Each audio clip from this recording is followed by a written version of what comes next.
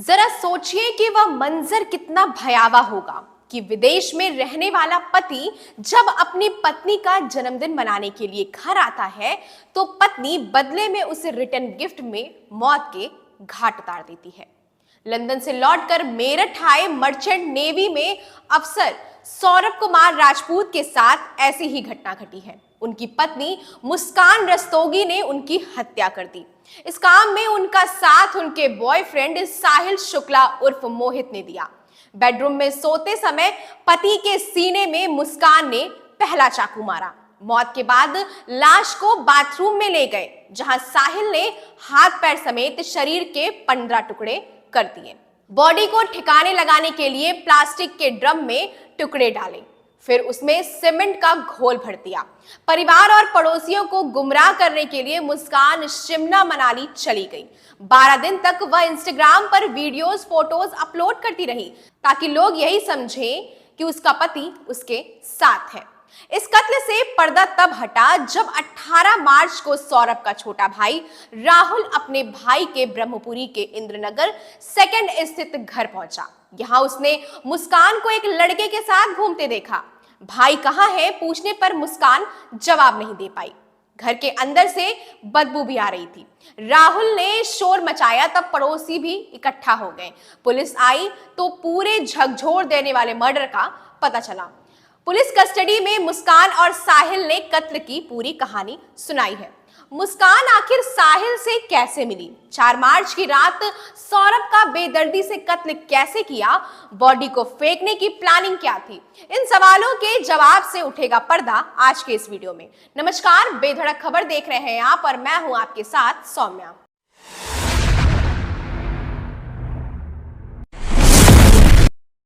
सौरभ राजपूत की job merchant navy में थी। पोस्टिंग लंदन में थी। वह भारत आते जाते रहते थे। ज्यादातर शिप पर विदेश में ही रहते थे। 2016 में सौरभ मेरठ आए थे। यहीं पर पहली बार मुस्कान रस्तोगी से मुलाकात हुई थी। मुस्कान सौरभ के प्रोफाइल पर फिदा हो चुकी थी। दोनों घर वालों से छिपकर मिलने लगे। जब बात शादी तक पहुंची तब परिवार का विरोध सामने आया। पिता मुन्ना लाल, भाई राहुल और मां रेनू तैयार नहीं थे, मगर परिवार के खिलाफ जाकर सौरभ कुमार ने मुस्कान से लव मैरिज कर लिया। इसी बात को लेकर परिजनों में विवाद चल रहा था। परिवार ने उन्हें प्रॉपर्टी से बेदखल कर दिया था। सौरभ 3 साल पहले मुस्कान के साथ इंद्रनगर में ओमपाल के मकान में किराए पर रहने लगे थे, जहां पत्नी मुस्कान रस्तोगी और 6 साल की बेटी पीहू के साथ रह रहे थे। पीहू 2nd क्लास की स्टूडेंट है। मुस्कान की कहानी के मुताबिक इस लव स्टोरी में ट्विस्ट 2019 में आया, जब पीहू प्लेवे में थी। मुस्कान बेटी को छोड़ने स्कूल जाती थी क्योंकि सौरभ ज्यादातर बाहर रहते थे। स्कूल के बाहर ही पहली बार साहिल शुक्ला से मुस्कान की मुलाकात हुई। मुस्कान घर पर अकेली रहती थी। इसका फायदा साहिल ने उठाया। दोनों घर से बाहर मिलने लगे। दोनों ने शारीरिक संबंध भी बना लिए थे। मुस्कान के मुताबिक 2022 तक सब कुछ ठीक चल रहा था, लेकिन सौरभ साल भर में 2 से 3 बार मेरठ आने लगा था। बाकी वक्त मुस्कान साहिल के साथ ही गुजारती थी, मगर अब साहिल दबाव बनाने लगा कि शादी करेंगे और साथ रहेंगे, सौरभ को तलाक दे दो। मुस्कान ने पुलिस को बताया है कि साहिल कहता था कि सौरभ को रास्ते से हटाकर हम दोनों साथ रहेंगे, किसी को कुछ भी पता नहीं चलेगा क्योंकि तुम लोग पहले से ही अलग रहते हो। दुनिया को यही बताएंगे कि तलाक हो चुका है। सौरभ लंदन में है। 25 फरवरी को पत्नी मुस्कान का जन्मदिन था। ठीक एक दिन पहले 24 फरवरी को सौरभ जन्मदिन मनाने मेरठ आए थे। सौरभ के वापस आने के बाद साहिल परेशान रहने लगा। तय हुआ था कि 4 मार्च को सौरभ को रास्ते से हटाना है। मुस्कान ने पहले पीहू को बेडरूम के बगल वाले कमरे में सुलाया। उस रात डिनर में नशे की दवा मिला दी। सौरभ खाने के बाद जल्दी सोने के लिए चला गया। इसके बाद मुस्कान ने साहिल को फोन किया। साहिल के आने के बाद मुस्कान ने सौरभ के सीने में चाकू घोंप दिया। सौरभ की मौत होने के बाद उसकी लाश को घसीटकर बाथरूम में ले गए। मुस्कान और साहिल ने मिलकर लाश के 15 टुकड़े किए।